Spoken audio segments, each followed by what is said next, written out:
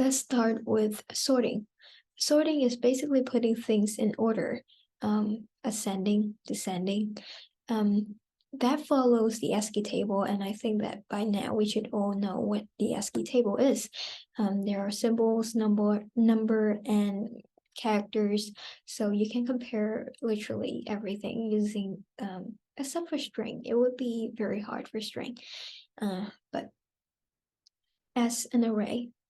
So I'm gonna keep it simple with this array and imagine it as an array of integer. Bubble sort is comparing, grouping two together. So this is pass number 1, and then that gonna be pass number 2. And then pass number 3, it's just gonna be that. So it goes on and on and on until the very last one. It's gonna keep, for example, in this case, it's gonna be ascending order. The largest number in ascending number. So the largest number gonna be here, and that will be just stay there. But the rest is unorganized. So it would have to repeat the whole thing, like pass 1, pass 2, pass 3 again. As you can see, that's the problem with the bubble sort. It is very inefficient if you have a large array. So we result to another type of sorting. It's called selection sort. Selection sort is more efficient well, according to the book, it is more efficient, but I will illustrate how it works. So it works by the following. You have this index, and you're going to compare that index, for example, the number that the value that it has is A. You're going to compare A with the rest of the array. So in this case, it's going to be ascending as usual.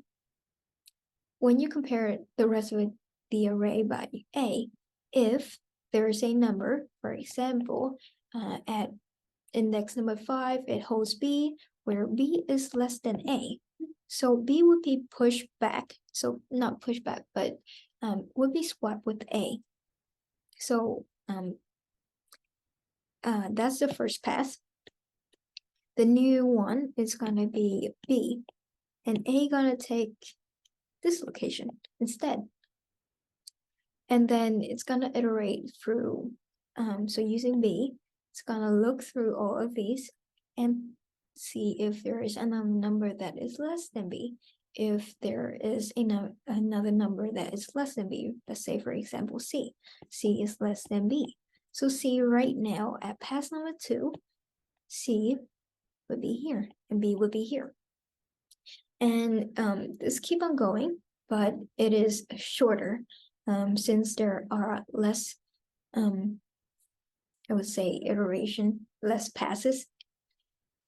It's not very clear right now how many passes that it conducts, but if you run a program and you have a counter, it would be shorter than the passes in the bubble sort. So yeah, that is the summary of the two sorts, and thank you for listening.